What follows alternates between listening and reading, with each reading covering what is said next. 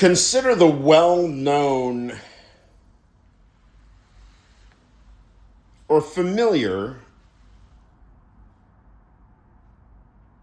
observation, lamentably. Well, the observation is not a lament, but the content is. Because it is expressed as a cliche, usually. By now, it's very familiar. Have you ever noticed that there's only negativity on the news? That if you did a half an hour newsreel on nothing but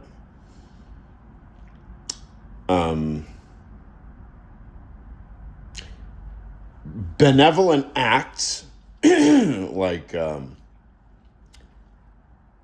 let's suppose a 7-Eleven bodega corner store type market employee has a, it sounds funny, but a kindness to report. So that, like, let's suppose, that there's like 911 is for emergencies, but like maybe 811 is for kindnesses. Like, go on record, formal record. Got to be reported. You got to report people, right? Doing bad. Why don't we report people that do good, right? Random shit. Like I had this area here, that I call Sunset Parkia. Apropos of nothing. It's Sunset Park. And I got the bright idea one day that to get like nice parking citations made, but and it's only for Sunset Park. So, Sunset Park pride. Let somebody know what? That they parked wrong and they owe $50? No. You get a ticket. You get a ticket for bravo, good job, parallel parking. It's hard. Parallel parking, it's hard. We never hear how many citations for high quality parallel parking do you have? We only hear, does he have a criminal record? Yeah, they have a criminal record. Well, it's just a bunch of parking tickets. Oh, which kind? What do you mean, what kind of parking tickets? The kind where you have to pay, idiot. No, I mean good ones or bad ones. Yes. Because if you get let's say you have, over the course of some years, a stack of parking citations for good parking. Is that worth something? Is that a rhetorical question? Why don't we do it? So why don't we give out citations for benevolence and kindness? And why is it that if there were an evening news of only good, nice things, nobody would watch it? I will tell you, this is my theory. In the status quo case, where if it bleeds, it leads, we're talking about threats to life.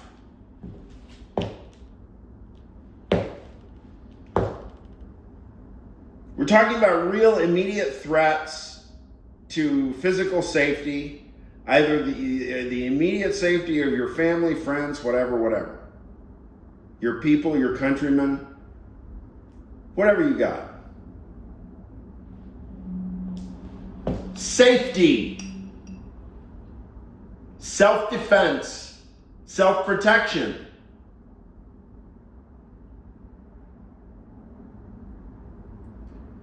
Now, is there an analogous thing apropos whatever the opposite of self-defense is? I mean, that's not a coherent question. What I'm getting at is,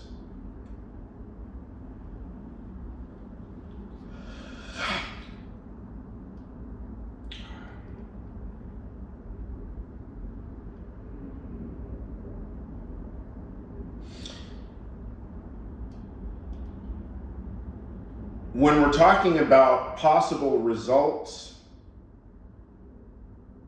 of a demonstration or an experience or an event, possibilia, possible results.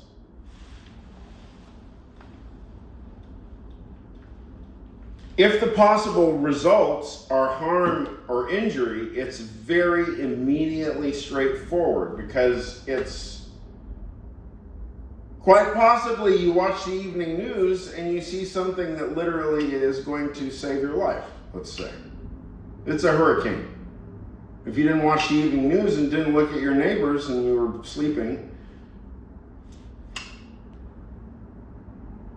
So, immediate. Hurricane. Holy, I gotta get the hell out. It's good that I watched the news. It's good that the news wasn't about, people rescuing orphan puppies. I mean, that's all well and good. That's nice.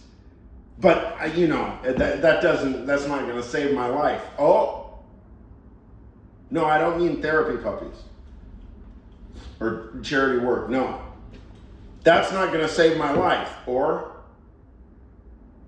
now, that's a rhetorical question, because I would suggest that the answer to that's not going to save your life it's never very straightforward.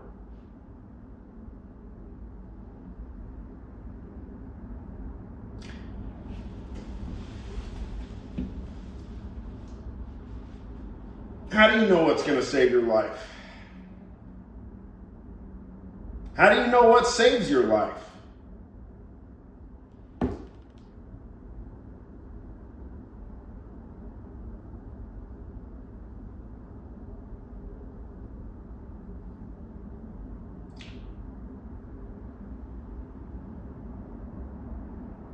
Let's suppose.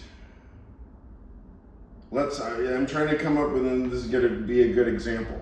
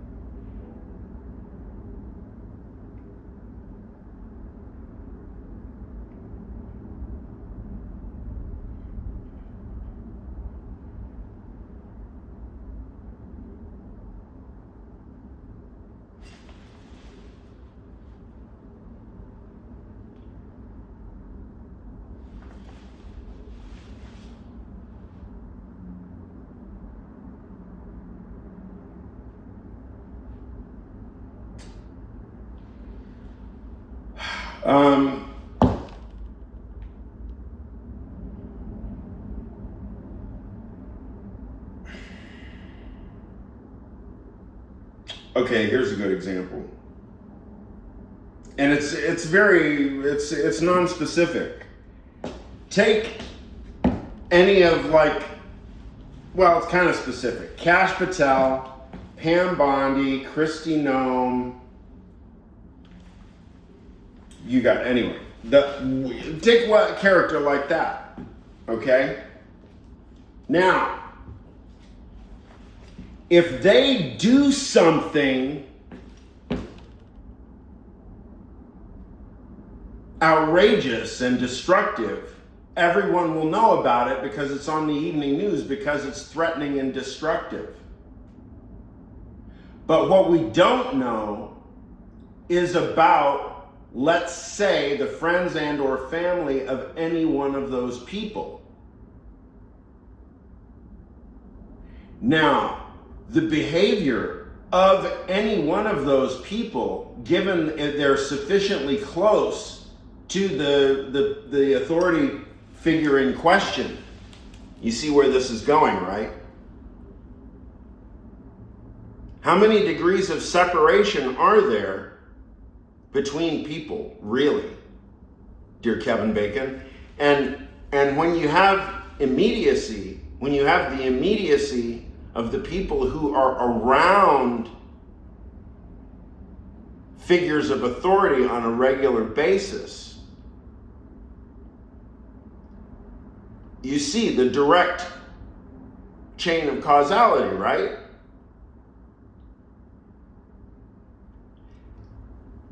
If somebody's spouse, let's say one of those people I mentioned, let's say their spouse punches them in the face before they go to work.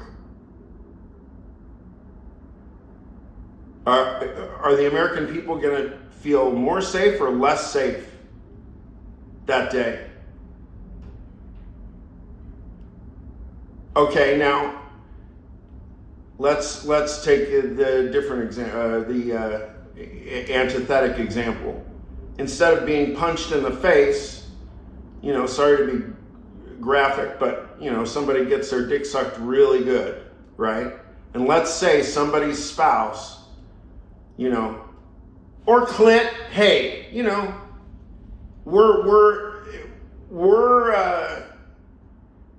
we're equal opportunity country here, DEI or not. Penis, clit.